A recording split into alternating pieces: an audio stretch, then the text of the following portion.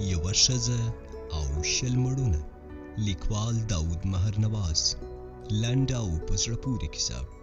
په دې هیله چې تر پایه راسره واورئ.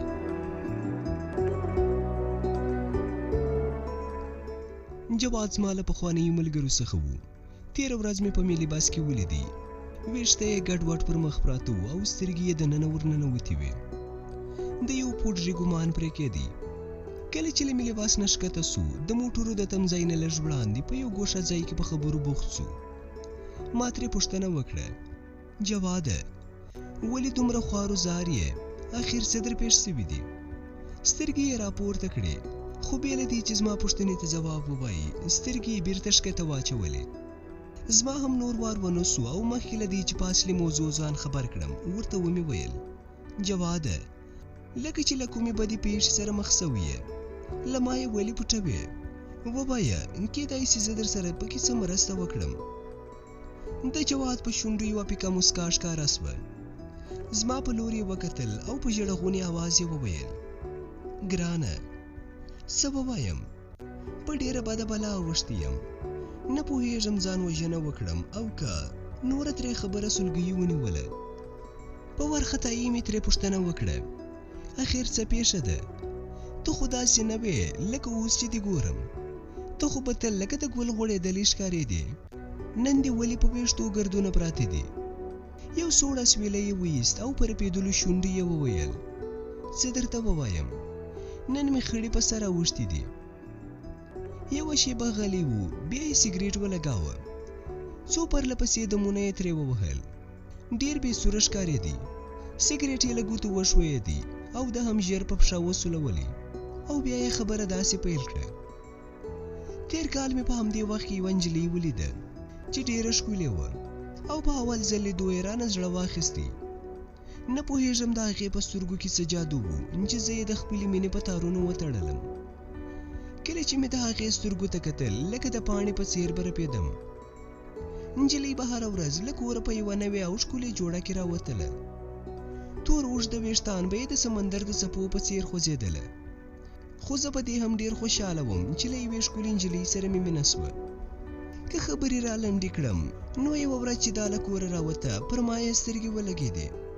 خواته مې راغله او یو لیک یې راکړ او بې له دې چې څه ووایي مخ ته ولاړه. کله چې مې لیک پرانیستی، پکې لیکلي یې وو: ګرانه جواده، سلام. زه غواړم چې ته مې د ژوند ملګری سې او پاتې شپې او ورځې سره په خوښۍ تېرې کړو. د لیک په لوستلو ډېر خوشحاله سوم. لنډه دا چې په همدې ډول مو سره واده وکړي. د نوي ژوند لومړۍ او دوهمه اونۍ مو ښه په خوښۍ سره تېره سوه. یوه ورځ موږ په سینما کې د یوه عشقي فلم لیدو ته ناست وو چې ناڅاپه زموږ په مخ کې دوه عیاش ځوانان کښېنستل. یو یې مخ شاته راواړوه او زما د ښځې په لور یې وکتل. خپل ملګري ته یې وویل: ودې پېژنده؟ دا هماغه نجلۍ ده چې څه موده وړاندې له اوشینګ سره اوسېدله او بیا یې خپل حرامي زوی د لارې په سر پرېښودی. ملګري یې وویل: اوس یې لکه چې دا نوی ملګری پیدا کړی دی. زه له غوسې نه شین او سور واوښتلم. غوښتل مې چې له ځایه جګ سم او د دواړو سرونه داسې ور وجنګوم چې مازغه یې په ځمکه ولویږي. خو بیا مې له ځانه سره وویل چې ښایي دوی اشتباه کړې وي، خو هغوی له خپلو ملنډو لاس نه اخیستی. زما په سر د سوچونو یوه توپاني څپه راغله. کله به مې د خپلې ښځې په لور کتل او کله د هغوی په لور. فلم به نیمایي ته نوم رسېدلی چې زما زړه راتنګ سو. ښځه مې له لاس نه ونیول او د کور په لور روان سو. کله چې کوټې ته ننوتلو، هغې سمدلاسه خپل لاسونه زما په غاړه کې واچول او په مینه راغاړې وتله. خپلې نازکې شونډې یې زما په شونډو کښېښودې، خو زما په زړه کې د هغو دوو ځوانانو خبرو اور بل کړی و. څو شېبې وروسته مې ترې پوښتنه وکړه: د هغو ځوانانو خبرې دې واورېدلې؟ هغې مخ راواړوی او موسکۍ سوله او په ناز یې وویل: ګرانه، د هغو خبرو پسې مه ګرځه. هره ځوانه نجلۍ کېدای شي له ځوانانو سره وپېژني. ما د هغې خبرې پرېکړې او ومې ویل: رښتیا ووایه، آیا ته مور سوې وې؟ خپل لاسونه یې یو ځل بیا زما له غاړې تاو کړه او ویې ویل: ما نه غوښتل چې زه ماشوم وزېږوم، خو هغه راباندې دا کار په زوره وکړ. کله چې پوه سوم خبره خرابه ده، په داسې حال کې چې غاښونه مې له غوسې نه جنګېدله، خو هغې په ډېرې عاجزۍ وویل دا به ډېره ښه وي چې زه درته ټوله کیسه وکړم. څو میاشتې وړاندې مې له یو ډاکټر سره وپېژندل او هغه را سره ډېره ځواني وکړله. سربیره پر دې چې زه باکره نه وم تا واده کړم. نو اوس مې ته د یو ښه ژوند په هیله له هرې ګناه نه تېر شه. په دې خاطر چې له هغې سره مې ځواني کړې وي ومې بخښله او ورته ومې ویل اوس چې دې ټوله خبره راته په خپله وکړه زه هم ستا له تېرې ګناه نه تېرېږم، خو واده وکړه چې بیا به داسې نه کوم. زه له کوټې نه د باندې ووتلم، ګورم چې ټوله ځمکه په واوره سپینه ده، داسې ښکارېدی چې اسمان هم زما په حال ژاړي. بیرته کوټې ته ننوتلم او ستړی ستومان په خپله بستره وغځېدم. په دې حال کې څو اونۍ تېرې سوې او له ما نه هم دا خبره یو څه هېره سوې وه. د جمعې ورځ وه او هوا هم د نورو ورځو په پرتله یو څه ګرمه وه. له خپل انګړ نه د باندې ووتلم او له ځانه سره مې په فکرونو قدم وواهه چې یو تور غټ سړی چې اوږده بریتونه او اوږده ویښتان یې وه زما د کور په لور د دروازې مخې ته ودرېدی. زه ورغلم او ورته ومې ویل چې له چا سره دې کار دی. سړي په طنزیه لهجه وویل په دغه کور کې څه کم اصل خلک اوسېږي، له هغو سره مې کار دی. او په خپل ډډ اواز یې نارې کړې چې وښځې زه راغلی یم، مجید یمه. څو وارې مې دا خبره په ذهن کې زمزمه کړه چې وهلکه ته څوک یې او زما له ښځې سره څه اړیکې لرې او دا ماشوم دې ولې ژاړي. مخکې له دې چې زه ترې پوښتنه وکړم سړي وویل زه له دې ښځې سره 2 کاله اوسېدلی یم، دا زما ښځه وه او اوس یې زه پرې ایښی یم او لکه چې تا ته راغلې ده، خو ماشوم له خپلې مور نه لرې نسي پاتې کېدلی، دا ستا د ښځې مال دی. په همدې وخت کې زما ښځه له تشناب نه راووتله او پرته له دې چې زما نه وویرېږي ماشوم یې په غېږ کې ونیوی او دواړه په ژړا سول. زما پښې له ډېرې غوسې نه لړزېدې او په ځمکه کښېناستم. سړي راته وویل داسې مې اورېدلي دي چې دا بدکاره ښځه څو مړونه لري. ما ترې پوښتنه وکړه ته راته ووایه چې څو مړونه لري. سړي وویل یاره زه خو یې 3 مېړه وم او دا ماشوم یې هم ارامې دي، زما او ستا غوندې 3-4 د شانه غورځېدلي دي. ښځې مې لا د خپل زوی سره ژړل او په ژړا یې خپل زوی ته وویل مسعود جانه ته پوهېږې چې ته زما څومره یادې دي، راځه له خپل پلار سره وپېژنه. زه په ځان پوه نه سوم او دواړه لاسونه مې په زوره په خپل مخ ووهله او چیغې مې کړې چې یا خدایه دا څه ناروا وایي، زه بیا اوس پلار سومه. په ډېره غوسه مې مخ ښځې ته ور واړاوه او ورته ومې ویل چوپ سه ای بدمرغې، تو خو حیا نه لرې، زما عزت هم تر پښو لاندې کوې، همدا اوس درته طلاق درکوم. ښځې په معصوم نظر راوکتل او ویې ویل ګوره لږ څه رحم وکړه، دا خو څه پردی نه دی، زما زوی دی، خیر دی ته خدای ته وګوره، دا ظلم را سره مه کوه. ورته ومې ویل ته د خدای روی ته وګوره، تا د یوې پیغلې په صفت له ما سره واده وکړي او اوس په 3-4 اونیو کې د 2 ماشومانو مور سوې، زه در سره څه وکړم؟ هغې خپل زوی په تندي ښکل کړ او ویې ویل دا هغه اخلاق ښه نه وو، ځکه سره بیل سو او ما خو خپله واده نه ده ماته کړې، دا خو مخکینۍ کیسه وه. په دې وخت کې هغه بل سړی رانږدې سو او ویې ویل ګوره وروره په ژوند کې داسې سړي او تودې خامخا راځي، خیر دی په سړه سینه یې سره حل کړي. کله چې زما د مېرمنې پام بلې خوا سو د سترګو په وهلو یې ګوښه کړم او راته ویې ویل مشران وایي چې کوم غاښ په ښورېدو سو بیا یې لرې ګزار کړه. ما ورته وویل چې له ما سره همدومره پیسې وې چې دا مې پرې وکړه، اوس به بله په څه شي وکړمه. په همدې خبرو کې ماښام سو او موږ خپل کور ته ننوتو. د شپې خوب کله راتلی د باندې راووتلم، هوا را باندې ښه ولګېده.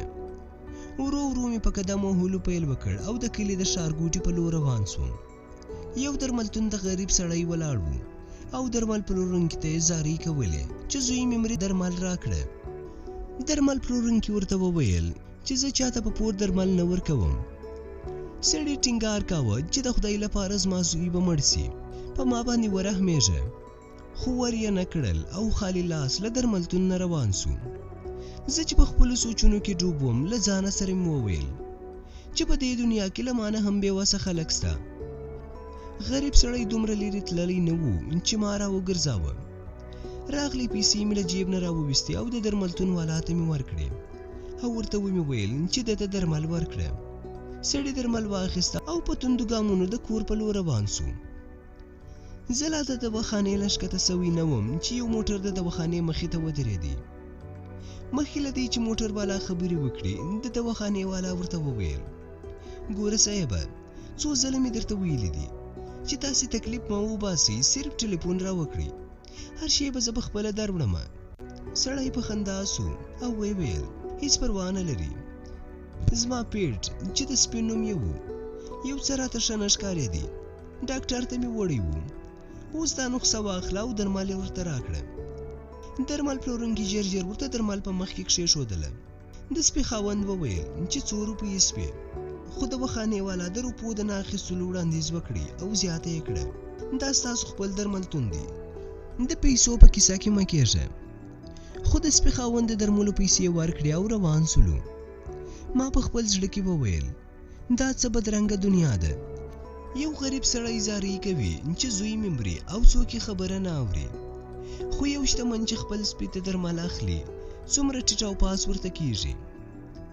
له دواخانې نه روان سوم. لږ لږ باران ورېدی او زه یو نامعلوم لوري ته یوازې روان وم چې یو هوټل ته ورسېدم او هلته ویده سوم.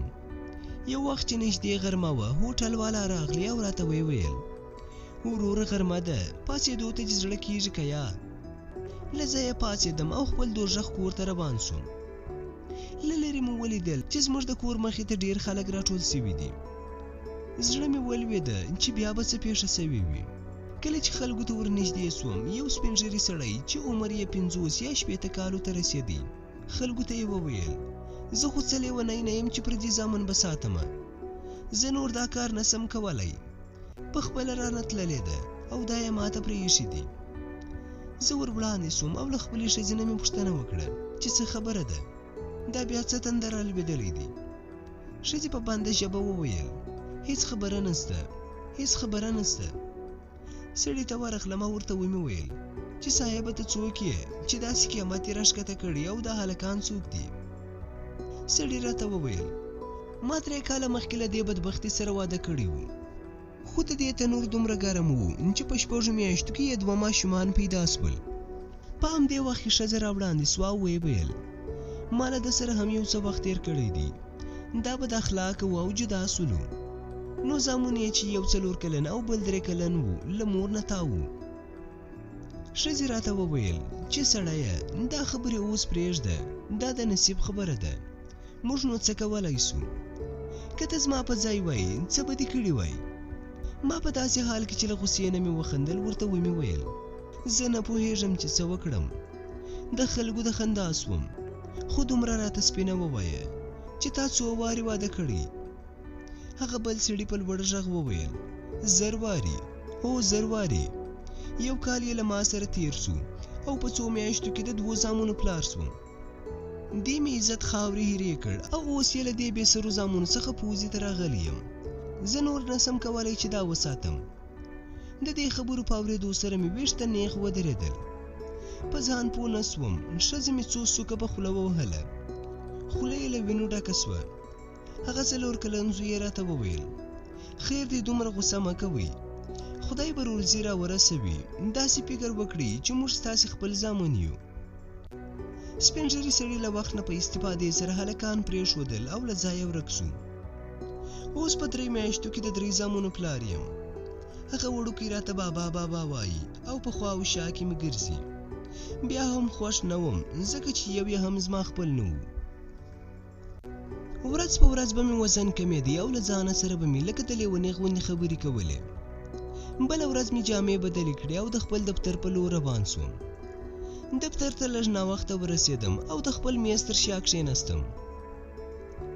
لا مې په کار پیل نه و کړی چې خدمتګار راغلی او راته ویې ویل محترم جواد صاحب رئیس صاحب مې غواړي. زړه کې مې سودا را پیدا سوه چې رئیس صاحب راته څه وایي.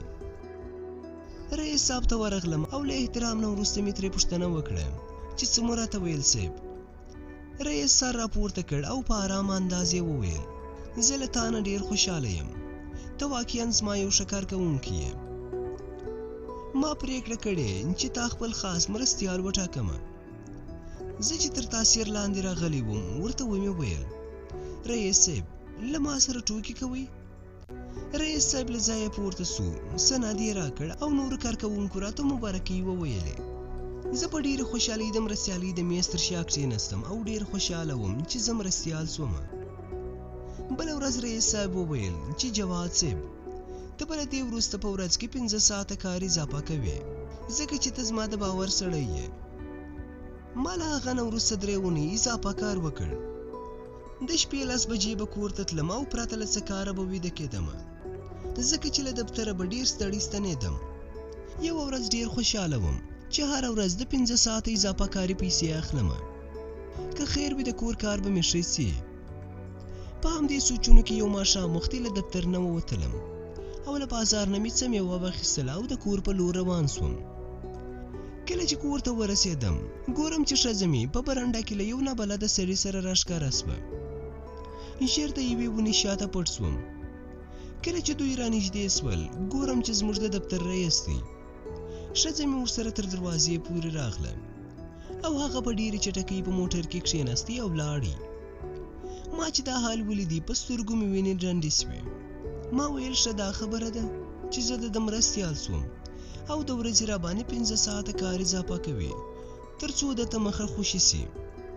ټوله دنیا راباندې توره شپه سوه. دروازه مې وټکوله. ښځه مې راغله او ور یې پرانستي. په همدې وخت کې مې په لغته ووهله چې په ځمکه ولوېده. په وهلو مې ځان پرې ښه ستړی کړي. په اخر کې مې یو داسې ګزار پر خوله ورکړي چې په ځمکه ولوېده او زه هم له هغه ځایه راوتښتېدم. اوس نه پوهېږم چې ژوندی به وي او که مړه سوې به وي. ګرانه اوس ته ووایه چې ته راسره څه مرسته کولی سې. په دې حالت کې ما هم هیڅ نسو کولی. په تلو کې مې ورته وویل جواد جانه رښتیا هم خړې دي په سر اوښتې دي. الله دې مل څه، زه درنه ولاړمه.